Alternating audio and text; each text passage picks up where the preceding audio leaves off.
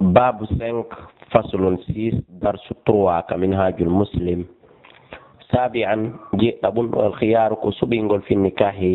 كدسل يثبت نتبت الخيار سبينغول لكل كلا من الزوجين إرسندير ببنديدو في لبقاء في هدينغول في تابينتينغول في دومينغول على اسمة الزوجية رينغول دوغانغال أو فسخها ما بنغونغال لوجود سبب سبوتغول سبو من الأسباب الآتية سبب وجود إردو. أولا العيب عيب هبطو يغطو مبكى الجنون ونفاتر والجذام دمجان أو البرس أو الجذام ما نونا رغونو تم تجين باندو أو البرس ما دمجان أو دائن ما دو نيو أو داء الفرج ما دو نيو كفرج المفوت فوتي ناي دون تانغو نيو كنانغي كفرج دون بردي ناي للذة دكام الاستمتاعي دكام تتدون امودو دكام هبطو دون اريندي غونغو تانغو نيو دون بردي ناي دون دون وكون الزوج ايوانو لا تقول كدي مودي بون بمعنى غوركو خسيان كدوني ko khasiyan ko fandudo awra acce hakke aw majnunan ma ko fetudo aw inniyan ma awra on gollata awra on hono timmi fanda kono tawa wura legoy la yaqwa ay tawa dolna wawata ala itiyanil mar'ati argolida e sonnajo wa ghashiyaniha e suddugol sonnajo wodugol dido e laaci dido fo no sabimbina bonugol dewgal. وفي حال الرغبة في الحال ليرغول في فسخ النكاح عند بنغول دوغانغال ينظر دارته فإن كان سلاتك الفسخ بنغول قبل الوطء وني أدي إرندي غونغو فإن للزوج رينودا مودي بون أن يرجع أن يورتت على المرأة دو صناجون فيما أعطاها كلكو أكينو من صداق إمر ديتين. وإن كان سلاتك بعد الوطي كباور انديغو فلا يرجي هري أورتتا عليها إمكو بشيء هيون بمعنى هون هري أجابتتا إذن تاونا صداقها صداق مكو ثبت لها لنين متبتان بمعنى لمنها سبقو يهب يكون إمكو وقيل بأما يرجع به أورت دايك ديتن على من غرر به أورت يتن بمعنى ينت يتن على من غرر به دو إمر دي أن هدو دمو بمعنى ولي ديو غانغال okkimo himo andi on ella ɗon no ton wiyama e fillaye goo aray debbo on yoɓitatamo o ƴantata debbo on ko nara o ƴantay on okkuɗomo ɗon min dawi ha immorde e ɓattodiraɓe ko ɗum woni sonnajo on in kana silatike man garrara on hoduɗo gorko on ha okkimo o ɓeygu mo gasota ko yidade aliman hara ko anduɗo bil ayibe on wa dalil hadihi l masala dalil oɗo masala athar umar ko batte ko senno umar waɗi في الموطئ كموطئ وهو دون قوله كما قال مكو أيما امرأة كلا صناجو غر بها هدرا رجل غركو بها توهين مكو جنون فاتر أو جذام ما نقول نيو تجنكو باندو أو برس ما دون تمجان فلا هرهن ودلمو هندقل مهر هاتن مكو بما أصاب منها سبكو يداكو يمودون كنا وصداق الرجل tenge gorko on ko hettoto ɗum ala man garrahu e dow kala on hoduɗo mo ha o jombiyare on ɗon ko ramborsowo mo. ثانيا الغرر hoɗo ka an yatazawaja muslimatan wonode sonnajo julɗo jombete fatazharu feeñoya jaka yo kitabiyatan ko alyahudajo nim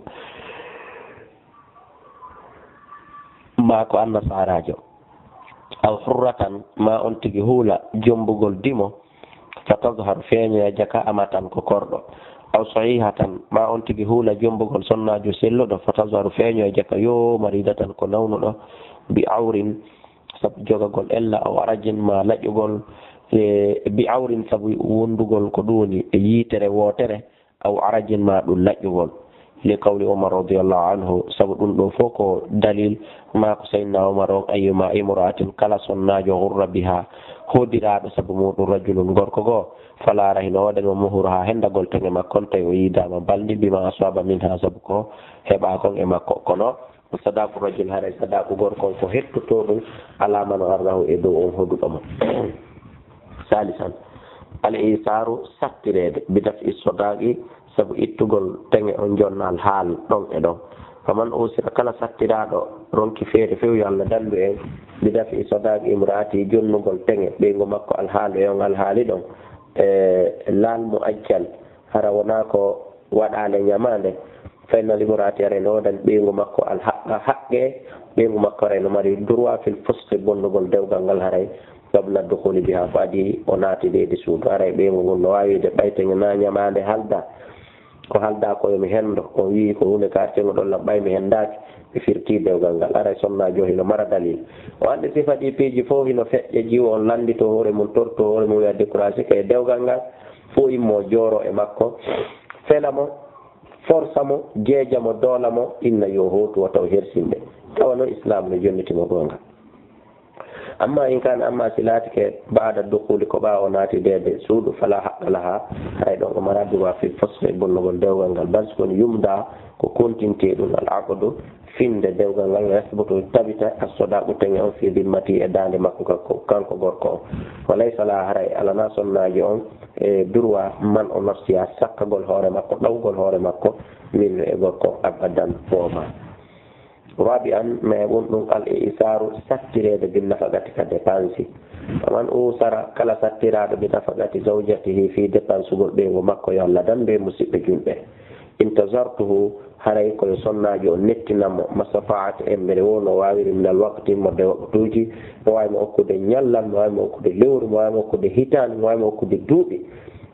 e fiyo oya waktino heɓanamo dépense makko o summa laha refti so tawi gasali few ko tan ko waɗi o ala heɓade summa laha rayno oɗen wal haɓɓu droit fi fasque nikahi ha bonnugol dewgal makko ngal few min no immorde makko ɓe wasitatul qada'i e hella ñawore a shar'i sharia yankore nde قال بهذا قل دوني كو يوتي الصحابه صحابه كابي هريره وعمر وعلي رضي الله عنهم يدو فين فتن والتابعون يتابعون بين كدك احسن كالحسن وعمر بن عبد العزيز وربيعه ومالك رحمهم الله اجمعين الله يرمي فوق بيدو فوق مودو نفتراني مي خامسا جوابون دون اذا غاب الزوج stayoni modi on wirnike wonon a yarede angola europe amerique masalan hande ولم يعرف توا أنداك مكان غيبته نكو ويرنان مكو ندن لا أنداما تونغو يالتي ياركونو أنداك نكو كنتو يبيجي دين ون ولم يترك تهانو واتنالي لزوجتي بيغو مكو نفقة ديبانس ولم يوسي أحدا وواسياتي كدي هاي غوتو أكيرا غوتو كدي بالإنفاق عليها ديبانس أنغول بيغو مكو باو مكو ولم يقوم دراتي كدي دراناكي غيره كونا مكو هاي غوتو بنفقتها ديبانس غول سناجو ولم يكن لديها توا على جنgo sonnajo ma tunfiquhu ko wawata dépense de dum ala nafsiha hoore makko summa tarji'u bihi refti e rutto yamo dum ala zawjiha e dow modi makko bi mana be modi makko rutto yamo dum ta o mara ko nyawla modi makko dépense hoore makko fiyo modi makko rembourse mo hay don kadi ko honno warrete modi makko accanamo accira goddo yo dépense mo goddo go darati volonté dépense mo kan kadi o marana hoore makko ko dépense hoore makko o ka modi makko ma ko dépense hoore makko ñawna moori makko ko honno haray ko yo won ɗon tun o letto inne ɓaawo lannimo jibinande ɗa enen ko kam maɓɓi ɗen ɓaawo jiidani kemo handi haray terte ɗon o heɓoyta koto ɓeeɗo haray ko noon fa inna la haray no waɗani wal haqqu haqqe fi fuski nikahi ha bonnugol dewgal ngal few mbi wasitatel qabdi ɗaadi shar'i e hella ko ɗum woni ñaawoje sharia yankoje ɗen haray mo mari gonga mo mari droit فترفع هراي وبنت أمرها فيها كمكة إليه فاد مكة فيعيزها وواجهم ويوسيها ووسيهم بالصبر قويتكم منيل فإن أبت ستيوني كانك صنع جون وسالك كتب القاضي هراي كيو نياو ويند مخضرا توعدون بواسطة شهود هل سيدي ياغل يعرفونها ko hino andimo wa ya'rifunaha beno andimo wa ya'rifuna tawata kadi beno andi zawjaha modi makko hashaduna bi sirri ala ghaibati do wirnagol makko gol wa yusariha e sattiragol makko kanko sonnajo ثم يجري رفتي في الفسخ دوغيريني بونغول دewgal ngal bayna makko ne mabbe o yo tabaru tastama hada الفسخ ndedo bonnande talaqatan raj'iyatan ko cergal ruttondirtengal masalan ka o joddina edda don siwoni gorko on aru adi edda timmude ma o jonnu dépense ma o noddu ka dépense jonnete adi edda timmude tawi ko ɗum ɗo wonno yaltinde sonnajo o himo wawi artirede fa in aada zawju so tawi woni modi ruttike fi muddati l iddati e nder edda o aadat ilay aray debbo on koye ruttito e makko kayfiyatu kitabati l muhdar mbaadi no windirte ko ɗum woni lettre o ɗo tawaɗo بعد البسملة والحمد لله تعالى والصلاة والسلام على رسول الله صلى الله عليه وسلم لقد حضر قم تواما لدينا كامل الشاهدان سيدي بدل فلان وفلان كاري وهما بيدو ديلو ممن تجوز كجيا بدجيب شهادتهما سيدي يا قلمود لعدالة ما سبنون المأء وكمال رشدهما يتم قول بيوى المأء وشيدا بسيدي تيك طائعينكم بلفتي بناب فرساب شهادة سيدي يا قل لا يبغيان بها قل توت ببواء مود غير وجه الله لا يبغيان بها سيدي يا قل غير وجه الله تعالى سونا يسأل لكم بسيدتك شهدا بسيدتك بأنهما نقام بريدو يعرفانه بأن كلا قوت كلا من فلان إمر بي أوغر كويتيدني وفلانة يودب بويتيدني بأن بيدلو معرفة غندل صحيحة سلنغل شرعية شرعيا كياغل ويشهدان بسيدتك على أنهما يدو بيدو فلانا أوغر كويتيدني وفلانة يودب بويتيدني زوجالك برسن درنوب متناكهان رسن درنوب بنكاه دوغل شرعي شرعي صحيح سلنغل ثم معه تم معه وندد مكو كانكو غوركو معه وندد دewgal الدخول نات دغول بسود والخلوة ويردنديرgol ثم غاب رفت wirnike anha مكو كانكو sonna jon غوركو muddatan dumunde tazidunde no beydi ala kada e dow lebbitel ma dubitel وتركها وأكيم بلا نفقة كالدا ديبانس ولا كسوة كالدا كولتو ولا تركه أكاد عندها جنgo makko ما تنفقه كو wawata dépensirande hoore makko ala nafsi ay dow hoore makko fi hali ghaibati nder sa'i mo wirni on mo foyasi on wala mutabarri'an kanko sonnaji on kadi o wawana hoore makko o diggana hoore makko bil infaqi alayha dépensugol hoore makko fi hali ghaibati nder al hali wirnagol modi makko ngol wala arsala laha kanko gorko o jonnana li sonnaji shay'an hay hunde fa wasala ilayha ko hewtimo ko gasata wallitorde wala mala laha o marana le jawdi hoore makko tun fi'uhu ko wasa de kan sedda ala nafsi ay do hoore makko wa tarji'u bihi alayhi fi modi makko rutto modum wa hiya kanko sonnajo mo qimatun ko nyibudo ko fewdo ala ta'ati e do roftare sonnaji gorko bil makani e nokkuri alladhi den taraka fi ne gorko accimo e mudum mutadarriratun kono o lorrituri be mana o bittike joni be fasti sabu bonnugol nikahi ha dewgal makko ngal mi ko immorde on don gorko ya alamani dalika be do seede be do no andi dum wa shadani bi be seediti dum mas'ulaina anhu ko be landitoyte be dum gadan jango bayna yaday Allah ta'ala yasa Allah subhanahu wa ta'ala ko ni woni leten o windete ثم تقدمت الزوجة ربتي أردو صناجو المذكورة جانتا دون فلانة كاريو فحلفت وونا بالله بإن الله العظيم تبدلني الذي أندى الله جهو لا إله غيره على ريتيدو سونا كانكو صناجو وونا يمينا وونا شرعيا شرعنا على زوجها إدو موجي مقال المذكورة جانتا دون فلانة دون كاري وند غاب عنها والله on gorko o wirni ke makko kanko sonna jon kada wala lebbini ma dubini wa tarakaha wallahi o accimo bila nafadan ko alda dépense wala kiswatin ko alda kultu wala mi yatruko accal kada inda jongo makko ma tunfiku konko mo dépense dum ala nafsi ay hoore makko fi hali ghaibati e nder hal hali wirnagol modi makko wala tabarru'a o di galika bil infaqi dépense gol alayha ay hoore makko wala arsala laha yonanal mashayna e on fawsala ilayha ko hewtimo wala mala laha umara le jawdi tunfiku ko wata dépense de dum ala nafsi ay do hoore makko wa tarji'u bihi alayhi ta o ya wawa ya murukde dum wa anna man shahida laha e wonde kadi on seedani mo do mo bidalika dum do saadu dum ko gongudo fi shadati ender seede yagal makko ngal bimana kala seeditani dum dum ko gongal seediti wa anna kanko mo beematun ko fewda ala taati do doftagol gorko ko ni tummo tabarrugatun o ni lorri tordo be fasse fi bonnugol nikahiha dewgal makko ngal min immorde o do gorko sonna jong ara wonda di do kongoli وبناء كما هو على ذلك إدون له فقد أجبناها قمبي من نوتك ما لقوا من جبنيمو إلى سؤال أفاد لندن مكونغال بفسخ نكاية سبب النقل دوغال مكونغال bunnutugol dewgal ngal lima qama sabu ko ñiiɓi kon ko dari ko ñiiɓi min albayinati immorde ɓangal ndiwe wa khayra yani alhalfi wa jarayani dogingol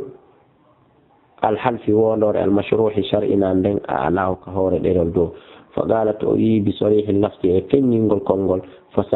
فقالت أوي بصريح النفس كن ينقل كونغول أين فسخت لبني نكاهي ديوك الأنغال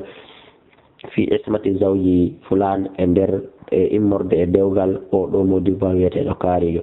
فكان ذلك دوني بمثابة طلقة tabintinan de kergal wahidatin gotal kadi ona kerle bu raj'iyatin ruttondirtegal kadi in fasaha biha